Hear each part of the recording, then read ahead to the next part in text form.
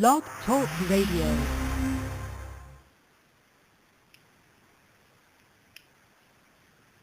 Hello everyone.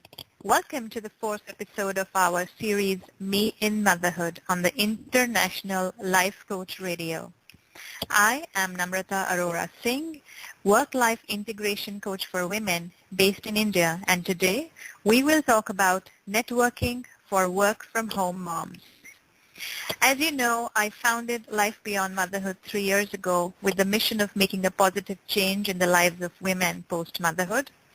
In our previous episodes, we've talked to some fabulous coaches and practitioners on topics ranging from how moms can make a solid career comeback to personal branding. And in our last episode, we had the privilege of interviewing a best-selling author on the topic Women, Writing, and Writing About Women. If any of these topics interest you and if you were unable to listen in live, feel free to download the archive from Blog Talk Radio and listen in at your convenience. Today, we bring to you a unique and much less talked about topic of networking for working from home moms. For this episode, I have the pleasure of introducing to you Paritosh Pathak, India's first and only strategic networking coach. Paritosh, are you on the air? Hi, Namrata. Can you hear me? Hi, I can, yes. Thank you for joining us. Okay. My pleasure.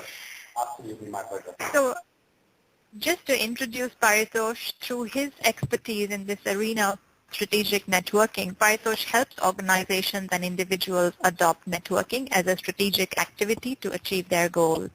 He also helps individuals develop effective networking skills that empower them to build great networks. Till date, Paritosh has worked with more than 500 business owners and senior decision makers in the area of strategic networking. He is responsible for setting up 2 successful independent networking platforms in India, which include launching of BNI in Gurgaon, which is the suburbs of New Delhi, for those of you who are not familiar with India, and Farmers Only, a relational networking platform. Paritosh is a regular speaker and guest invitee at various forums, events, and conferences, including TIE, NASSCOM, and AIDC Association of India. For those of you who don't know, Paritosh has recently been blessed with a baby, and he's a busy daddy nowadays. Paritosh, congratulations on the arrival of your baby, and welcome to our show. Thank you. Thank you so much, Namrata. Very kind of you. As you know, we've been talking about various aspects that concern mothers on this show, Paritosh, and today we would love for our listeners to learn the art of networking, especially those of us who work from home. So, first of all, can you please help us understand how does one distinguish between socializing and networking? Can one do networking at a social event and socializing at a networking event? How does it really work? Okay. So, Namrata, the two lie in the definition of socializing or networking or one step for the purpose. Socializing is more about taking time out, having fun, joyrides, meeting people, and maybe partying. Networking, on the other hand, is an activity that I define as a process of building quality and great networks, which might not be limited to our current or present needs that we might have, but in fact building relationships that will go on with us for a lifelong duration, and they might serve any purpose today, but they might come into serving a purpose tomorrow. And these relationships are built on trust. And trust is gained by giving what we can without even trying what can we get out of somebody at this point in time. And the second question, can work at a social event and social networking event? That's a very interesting question. Yes, young network at a social event, I always say there's never off duty. It doesn't matter if you're at a social event, if you're at an event, is at a shopping mall, at a grocery store, doesn't matter. Network is always on. And socializing as a networking is something that I advise people to do. But if somebody wants, yes, they can go to a networking event, socialize. But that's kind of the purpose of they are there and the whole event has been put together.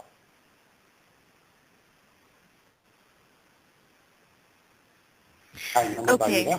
So, yes. Yeah. So can you help me understand a little bit more about what you just said when you talk about networking at a social event? What would that entail? Would that mean having a small conversation? Would that mean giving out your business card? Or, how does it really work? Okay, good question. It doesn't matter whether we're talking about a social event or a networking event, network in the same way, where with the person focusing on the other person, not on ourselves, where we try and understand more about the person that we are talking to, where they're coming from, and not, geographically, where they come home or office, where are they coming from, what are they trying to what's in challenges right now, and looking for avenues we could be creating value for them. It's in form of an advice or a connection that we can make or we can refer them. But creating value. That's interesting. It's a very interesting way of looking at networking because it no longer seems to be the forbidden word or, something that many women, I must say, look at as an overhead or like a burden. But it really seems like a selfless act to begin with, where you are really able to offer what you have without necessarily knowing what you can expect in return, and even if there is anything in return. Absolutely, and that always comes back. This may sound fictional, it may words from some books that are out there, but it's really true. Whatever people, it always comes back. I can talk about this in possibly do us. Like a somebody invites us over to dinner at their place, the moment we leave, and this is true for anybody in any country, the moment the thing that we feel is, gosh, we got to call them for dinner over at our place. So that's a very small example that really can do us. No matter where the world is going, no matter what people are talking about it, but if we do help other people, they would always want to help us back. It's only a matter of time when they're finding out.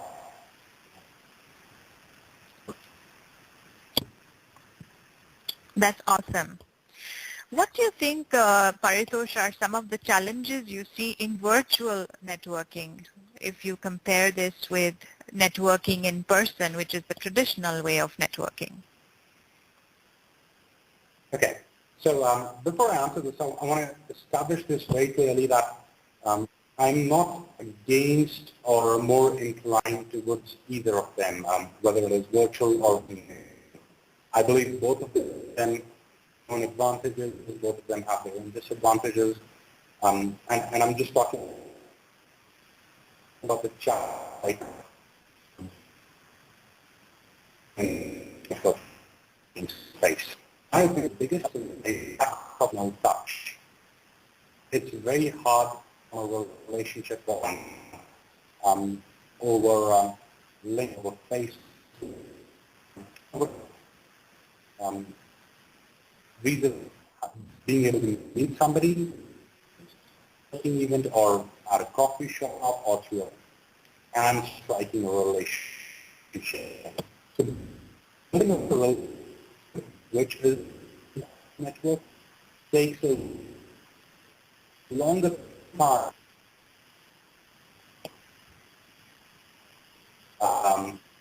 virtual works. and this could probably. Hey, Paritosh, sorry, I think we're having some technical difficulty, not able to hear you. It's a very patchy connection. So wondering if you want to dial in from another number, just so that we don't lose some of the critical tips you're sharing here. Just give Do you me want to one take a moment. moment and dial in? Yeah, sure. Yes, I will. Just give me a moment. Please.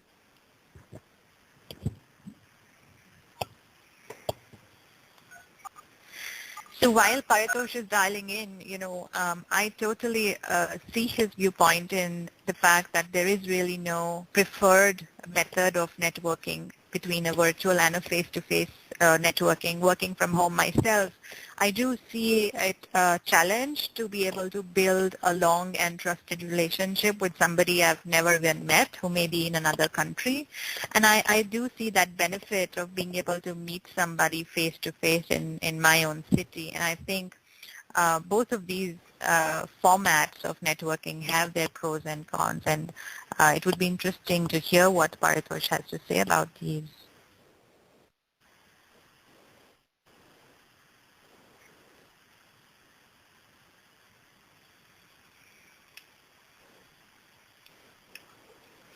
The other aspect which I think, we do tend to ignore is really the fact that the expectation of networking is very different when you are working with an organization versus when you are an entrepreneur.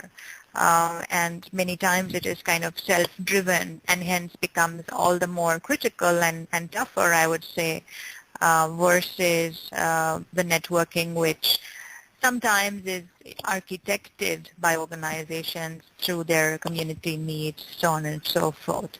I think Paritosh might be back. Paritosh, are you back?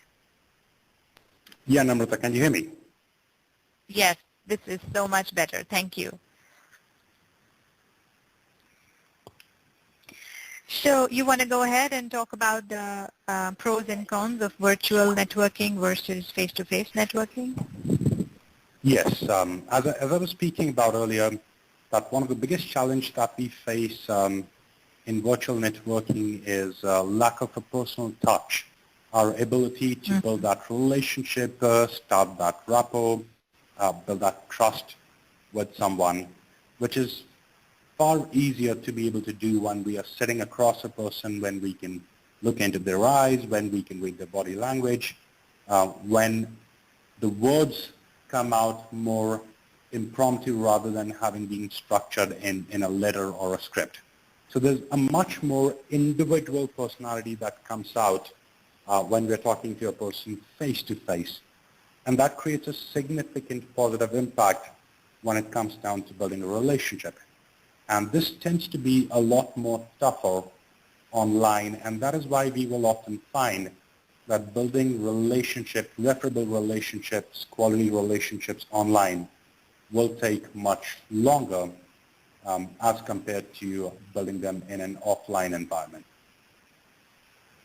I was saying earlier that there are several other reasons which may come into this comparison of virtual networking versus in-person networking, but this one would top the list. Interesting. Yeah. What are then, you would say, some pros and cons of, virtual networking? How does it really help? Should one even spend any time to build virtual networks? Yeah, well, of course, the simple answer to that is yes. We cannot in today's world ignore the power of virtual networking.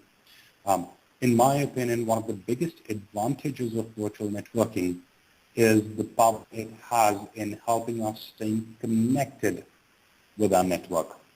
Today, so many of us have hundreds of contacts, and it is absolutely just not possible to be connected with so many hundreds of people in the offline world. So once we have started a relationship and until we're going to get a chance to meet that person again, the online networks, the virtual networking plays a tremendous role where we can stay connected with them, where they can follow us, where they can see what kind of activities that we're engaged in. It helps us build a personal brand. It creates, one of the most amazing thing about this is it creates recall value. It keeps us in sight, in mind of the people that are connected to us. And stressing this point once again, it's absolutely just not possible for us to stay connected with so many people physically through in-person networking. So that's probably one of the biggest benefits that the virtual networking provides to us. We put one post up on Facebook, and anybody who's online at that point in time can actually see what are we saying. Creating a recall value share, they can join in on the discussion. And they will remember the person, or me, if I take an example, if I'm putting any comment on Facebook or a post on Facebook. The moment they see that, my recall value is created in their mind. So it's an amazing phenomenon which in the offline world is very, very difficult, if not impossible to achieve. Right. And I was going to pick this up later, but since you mentioned the whole point of creating a recall value, I'm just wondering if you can spend some time talking about the various social media and which one comes to the top of your list when it comes to networking. Are we talking LinkedIn or Facebook or Twitter or all of these or something else? Namrata, this is a question that I get all the time. And to be very honest, there is no one answer to it. It really depends upon what we are looking to achieve out of our online presence. For example, I am a coach. For me, it will be different versus somebody who is in, say, IT hardware business. Their needs would be completely different. Some people might not even have tremendous value being online versus some people probably will not be able to survive. And when it comes down to choosing a platform, we need to understand what these platforms offer. For example, Facebook has a very wide reach, probably more than LinkedIn, Twitter combined together. I'm not a social media expert, so I could be wrong in saying this. But if I have to make an educated guess, this is what I would say. Then if we talk about LinkedIn, LinkedIn does not have as wide reach as Facebook, but it has a very good gathering of professionals, service providers, company organization people. So if I'm looking to reach out to a specific person in a specific company, using the advanced search of LinkedIn, that's going to give me a lot more advantage as compared to Facebook or LinkedIn. And if we talk about the third biggie, which is the Twitter, it's very prevalent. It's very very commonly used by the CXOs. It's got a niche market. We've got celebrities there. We've got the presidents of various organizations, CEOs, and it creates a very powerful way for us to be able to get in touch with them. So honestly, it really depends what we are looking for. One advice that I would give to people that are trying to network using social media is to really take time and think that where the audience that they are looking for might be present.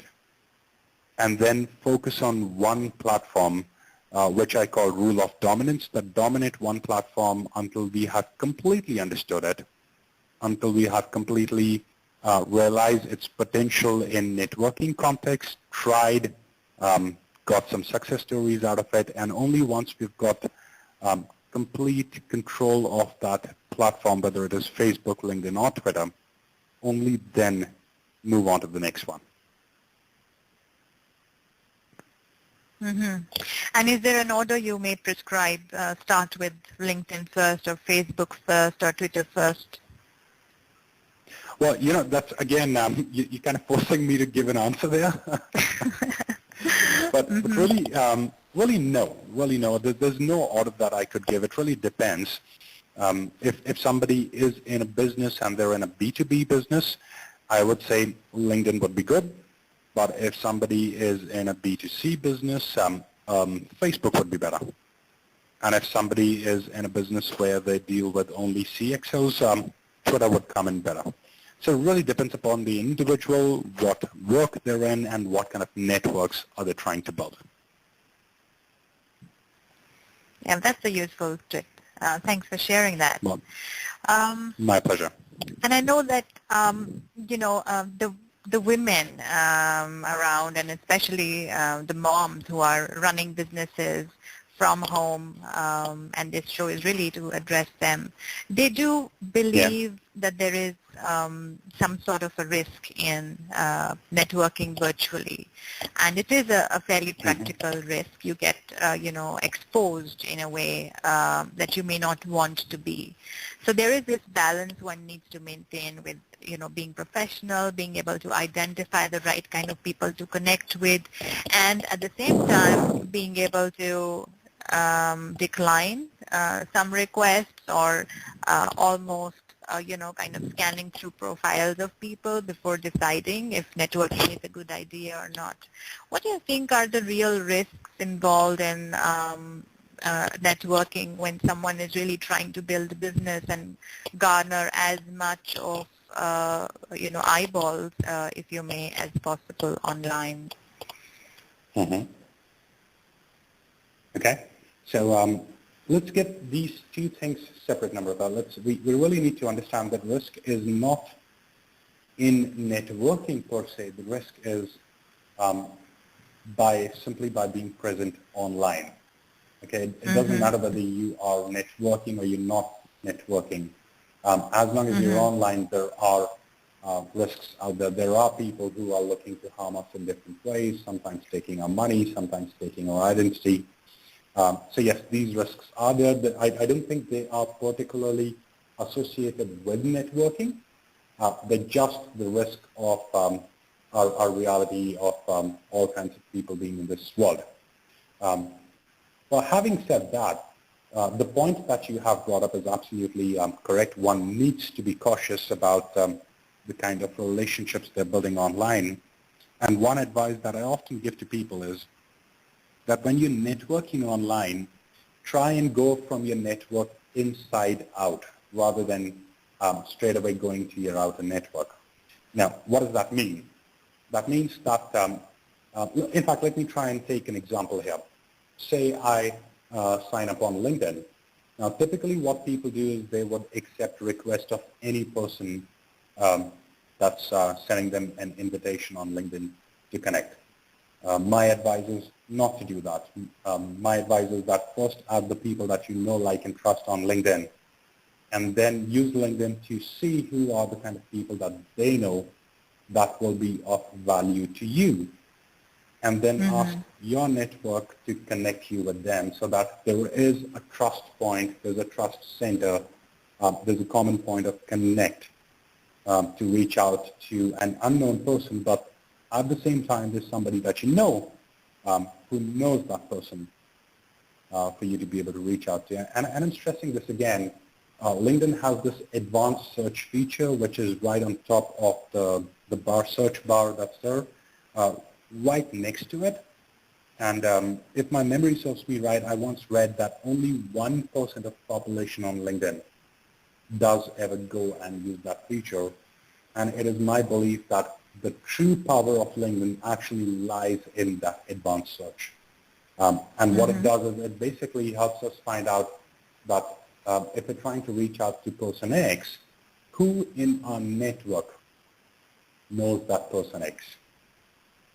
And if we take that approach of connecting or networking online, I can't say that it will be 100% safe, but it's relatively safer, much safer when you're going through a connection that you already have in your network and reaching out to somebody that you want to who might not be there in your network.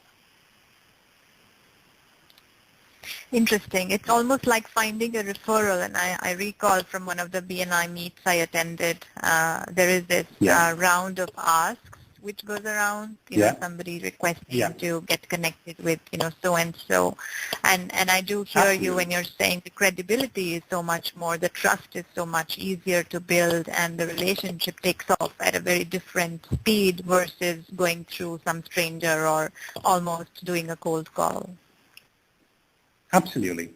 And one thing that I'd like to add, Namrata, is that when we take this approach of networking, when we are leveraging our network to reach out to the kind of people that we want to, in the early days, the process will seem slower and the duration of achieving results would be longer.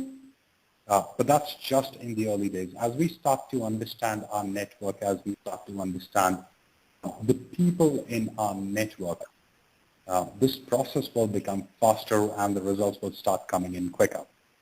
So whosoever is listening in, it's a simple matter of staying at it, understanding the kind of people that are there in our network, and just leveraging our network to reach out to the kind of people that we want to. Even if it is slower at first, but don't lose hope, don't lose heart. It just streamlines. It just takes a little bit of time. Mm-hmm. Yeah. That's true, and it does make so much sense given the current context and the speed at which things happen around us. Yeah. So I know you run workshops for organizations and you coach individuals on networking. Could you share some tips on, what are really the do's and don'ts of networking in general, and specifically, over social media? We did talk about that a bit, but what are some of the key do's and don'ts that we do need to keep in mind? Okay. My first tip to anybody who asks for tips on networking is tips are for waiters, my friend. I really love this quote. And I put it like this, networking is like learning to fly a plane. You want, if somebody you love who comes to you and asks, what, you've got that plane, throw me the keys and give me some tips, let me take it out for a spin. You're not just going to give them the keys, you just give some tips along with that. Networking is actually about becoming a networker. So if I have to give tips, that'll be the first one. That don't focus on networking, focus on becoming a networker. And a networker is always looking at the opportunities of creating value for the people in the network. They're looking at meeting good people and bringing those people into their network, and then looking at how can they create value for them, or how can they create value for other people in their network through their help. So that's the first and foremost step. And I would actually replicate this online as well, whether it is social media or whether it is in-person networking. Always focus on building a network, creating value, creating a recall value in front of your network, in the mind of your network, so that they remember you. And it's always a good idea to actually take some time, sit back with a blank piece of paper and a pen, and ask yourself, what is that I want my network to think about me? And then list down that, okay, if I want my network to think this about me, what do I need to do so that my network thinks this about me? And once you do this exercise, you'll find an amazing realization coming in that, in fact, when I do this with a lot of people, they come back and they tell me that, we've never realized that we've been expecting our network to consider us in a particular way, to think of us in a particular way, but we've not really been giving them reasons to do so. And once we're able to find what we need to do, then it's just a matter of replicating that in the offline network and in the online network. So these are some general tips. If we come to the section of tips for social media, my biggest tip there is that connect with people that it is not a game of numbers. Whether it is Facebook, whether it is LinkedIn, whether it is Twitter. Networking is about the quality of relationships we have. And then, yes, of course, a balance of number of relationships we have. But it's not just about the number of connections of friends or followers that we have online. If we can't relate to people that we have with us on social media, if they can't relate to us, we're just feeling good about the number that we have, and practically, it's not really serving any purpose.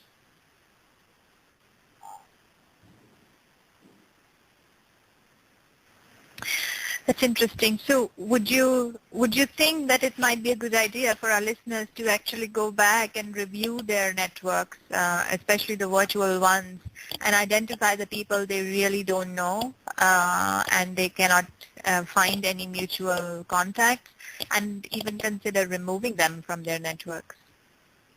Well, I actually get people to do that, people that come in my program, because the way I work is that the people that are there, either we've got to be able to create some value for them and through them reach out to the people that we want to, or they should be able to create some value for us in turn, or at least two people in our network that we can connect each other. Now, the rule of thumb that I say is that if we take LinkedIn or Facebook, for example, if we can't pick up the phone and call somebody without having to explain who they are, they should not be in our online network. But at the same time, while I've said this, I also want to explain a concept that networking has a twofold strategy. I call it an open strategy and a targeted strategy. Now, what happens in open strategy, some people might want to be connected to as many people as they want because they would prefer that I want more visibility and less personal connections. The way I work is I focus more on a targeted strategy where I know the individuals, I am constantly looking at creating some kind of value for them. I'm always looking at how can I connect different people in my network. And in turn, tomorrow, if I have need, I can go and ask somebody for help. So it's really, first we need to make a decision what kind of strategy that is the one that we need to follow. And when most people go back and think on this, they would come back and say, well, we want a large number of connections, but what we really need is a targeted strategy. And if that's the case, just having random connections online is not really going to help. So in that case, yes, we need to go back and remove those contacts, whether from LinkedIn, Facebook, or Twitter for that matter. Well, Twitter being a slight exception to this, at least LinkedIn more so than any other platform. Remove those connections that we can't pick up the phone and call without having to explain who we are and where we met them. So yes, part of that would be a very big yes. Wonderful. Can you play out a scenario for us, Paritosh? And I know it will be a bit tough to do virtually, but it'll really help our listeners. Maybe, a scenario for face-to-face networking and one on, virtual networking from the mind of a mom. So for instance, I'm a mom and I'm working in an organization and I get invited to this community meet and I really don't know what I would do, but maybe I'm being told you need to, spend some time networking. So what does that mean? Who will I speak with? What will I do? And these are all people who are in the same organization. Okay. Now, if one has to go to a networking meeting, whether they want to or they're required to, the first thing to do is actually stop asking yourself so many questions, stop wondering about so many things, and just be open to the possibilities that may come around. You may end up finding a friend, you may end up meeting an old colleague, you may end up meeting an advisor, finding an advisor for yourself. Or you just might end up getting to know a few more good people around you. So networking is actually a game of possibilities. It's not a game of guarantees.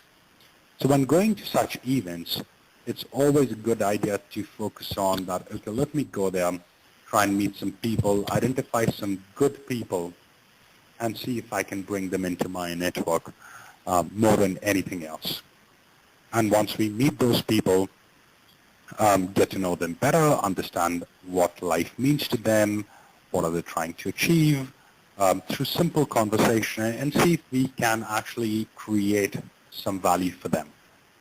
This is actually called a farming mindset, where one's going in like a farmer. They're sowing the seeds, they're plowing the field, and they're being patient to reap the benefits in time. So whether it's a mom going to a networking event or anybody else, this is the foundation stone of networking. These are the concepts on which networking is formed. Having said that, there's one very important concept that I'd like to bring in, which is about the gender and the role that gender plays in networking. Now, it's very important for us to understand that men and women consider networking very differently. Men tend to be more transactional in nature. They look at, okay, I've met you, had a nice beer together, let's see how we can talk business, how I can do something with you, or how you can do something with me. Women, on the other hand, tend to be more relational in nature.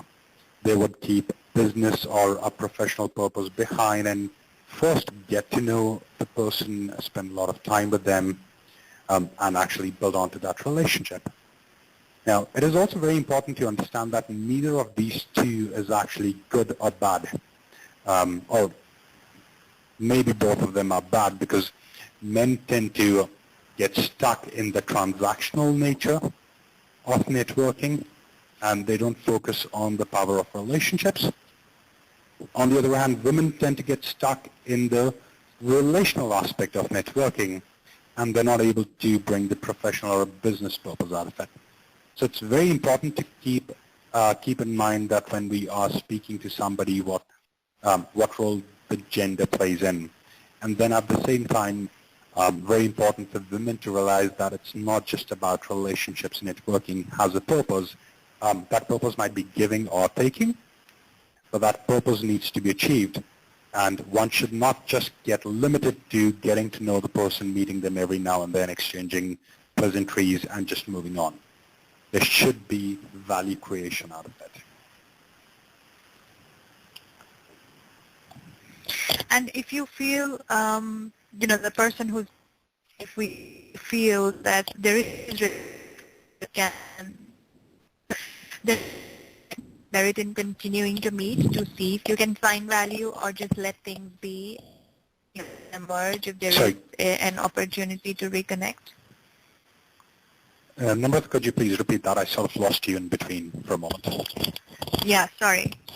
I was just saying, if one doesn't find an opportunity to create value, and in some cases that could happen, would you advise in such situations one kind of stays away from repeat connects, or would you think that there is merit in investing time to meet and to meet again and to meet again to figure out where the value might lie?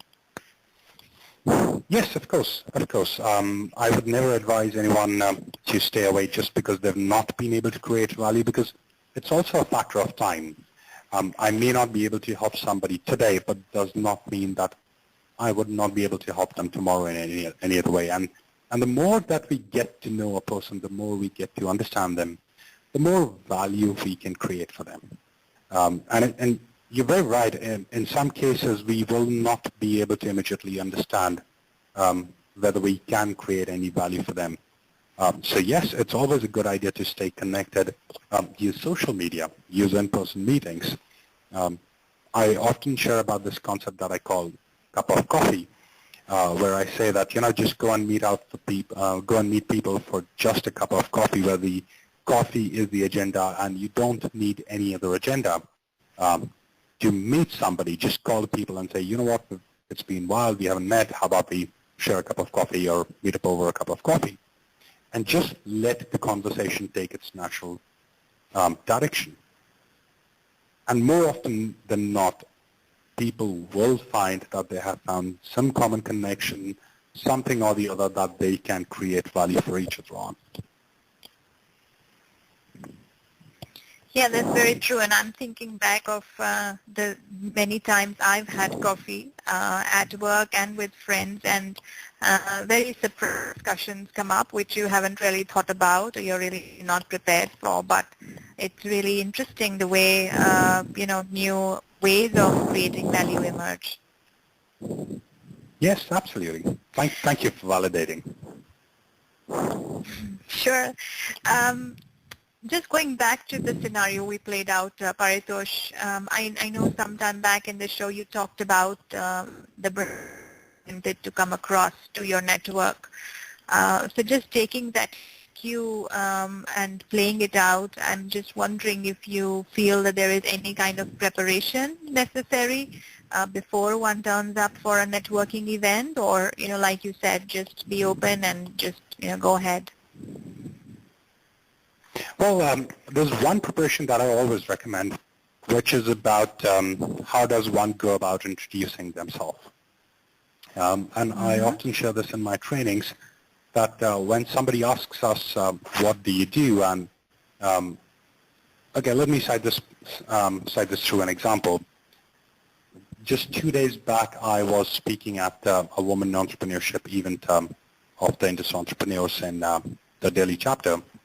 And as I went around the room and I was talking to the ladies there, I asked them, what do you do?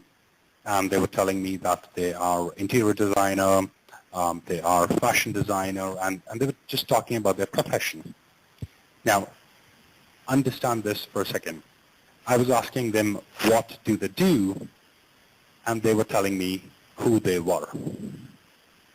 And it's such a thin line between the two questions, that one often misunderstands what is being asked and what we are expected to reply.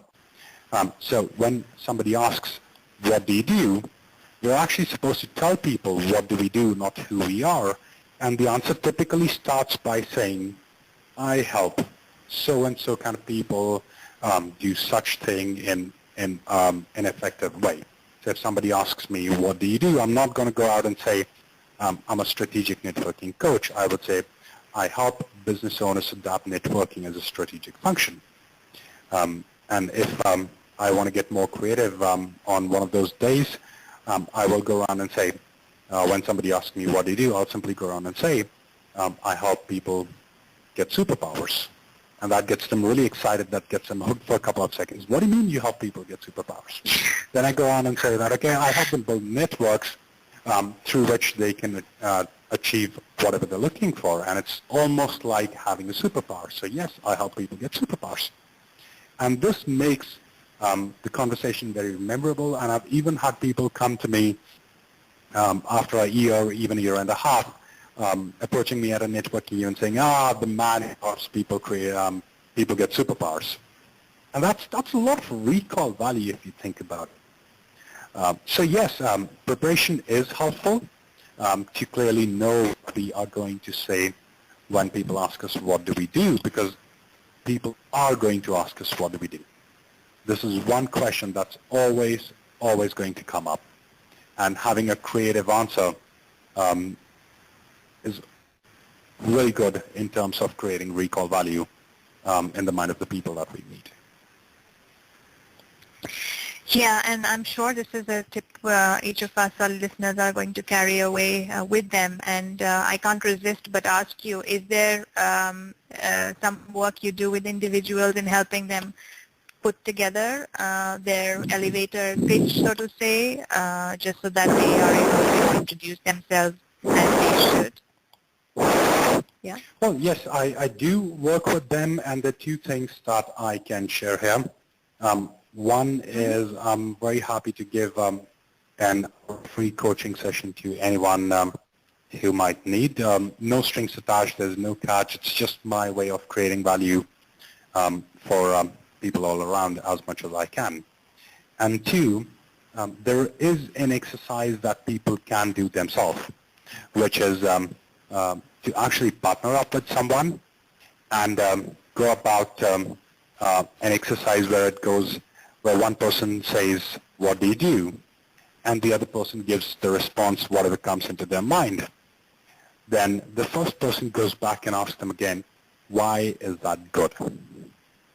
So If, Namrata, you and I are talking, I would say, what do you do? And you would say, well, I'm a coach. And you will state your category of coaching. And then I'll say, okay, Right. Namrata, why is that good? Then you're going to come around and say, you know, what I do is good because it helps people do this. Then I'm going to come back again and say, why is that good? And a couple more exchanges like this. We will come around to an answer that will be like, oh, yeah, really, I think this is what we help people do when we work with them.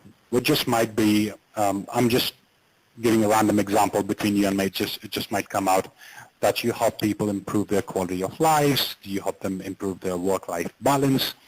So rather than saying that I'm a coach, you could just go around and say, yeah, I help people improve their work-life balance, or I help them improve the quality of their lives.